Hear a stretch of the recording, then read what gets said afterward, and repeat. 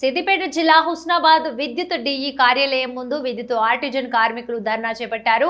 విద్యుత్ శాఖలో పనిచేస్తున్న సుమారు 19,000 మంది ఆర్టిజన్ కార్మికులకు రాష్ట్ర ప్రభుత్వం ఏపీఎస్ఈబీ సర్వీస్ రూల్స్ వర్తింపచేయాలని ఈ సందర్భంగా రాష్ట్ర ఆర్టిజన్ ఉద్యోగుల JAC deputy general secretary Venkateswarlu కోరారు. జేఎల్ఎం సబ్ ఇంజనీర్లు, జూనియర్ అసిస్టెంట్లుగా పదోన్నతి పొందే అవకాశం కల్పించాలని కోరారు. అన్మాన్డ్ డిస్ట్రిబ్యూషన్ కార్మికులను ఆర్టిజన్లుగా గుర్తించాలన్నారు. తెలంగాణ విద్యుత్ artisan employees joint action committee ఆధ్వర్యంలో రాష్ట్ర వ్యాప్తంగా ఉన్నటువంటి అన్ని డివిజన్ కార్యాలయాల ముందు ధర్నా కార్యక్రమం నిర్వహించడం జరుగుతుంది.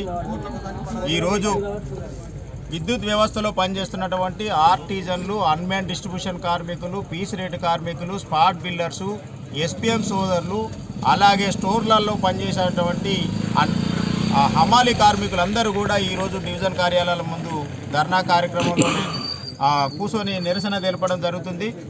గత ప్రభుత్వం ఏదైతే ఈ వ్యవస్థను విద్యుత్ శాఖలో పనిచేస్తున్నటువంటి 23,000 మంది ఆర్టిజన్ సోదరులుగా నామకరణం చేసి విలీనం చేసుకుందామని చెప్పిందో ఇప్పటి వరకు కూడా ఆర్టిజన్లకు ఏపీఎస్ఈబీ సర్వీస్ రూల్స్ అనేవి రాకుండా సపరేట్ స్టాండింగ్ ఆర్డర్స్ అనేది తీసుకురావడం జరిగింది. ఆ స్టాండింగ్ ఆర్డర్ ద్వారా ఆర్టిజన్లకు ఎలాంటి బెనిఫిట్స్ లేదు.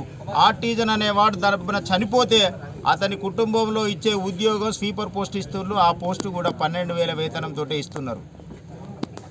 దాని ద్వారానే ఈ యాజమాన్యానికి, ఈ ప్రభుత్వానికి ఇప్పటికీ చాలా రకాలుగా అన్ని సంఘాలు కానీ యాజమాన్యానికి ఈ మా జేఏసీ నుండి కూడా రాతపూర్వకంగా ఇవ్వడం జరిగింది. సమస్య పరిష్కరించకపోతే విద్యుత్ వ్యవస్థను అంధకారం.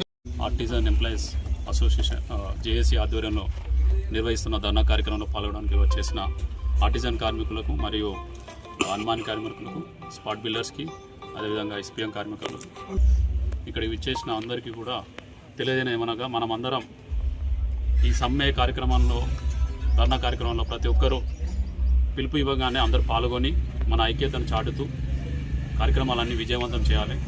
గత 10 సంవత్సరాల నుంచి గత 7 సంవత్సరాల నుంచి కూడా కన్వర్షన్ లేకుండా మరియు ఏపీఎస్బీ రూల్స్ అమలు చేయకుండా ఆర్టిజన్ కార్యక్రమాలకు తీవ్రమైన అన్యాయం జరుగుతుంది. ఈ ఆర్టిజన్ కార్మికులని ముఖ్యంగా ఏపీఎస్బీ రూల్స్ అమలు చేస్తూ వారిని పర్మనెంట్ ఉద్యోగస్తులుగా చేయాలని ఈ సందర్భంగా 327 యూనియన్ తరఫున కోరుకుంటున్నాము.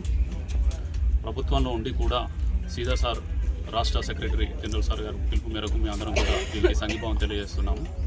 అదేవిధంగా మా 327 యూనియన్ పూర్తి సహకారం ఎల్లప్పుడూ ఉంటుందని మరియు అన్మాన్డ్ విద్యుత్ కార్మికులు మరియు స్పాట్ బిల్లర్ కార్మికులు కూడా, ఈ ఎస్పీఎం కార్మికులు కూడా ఈ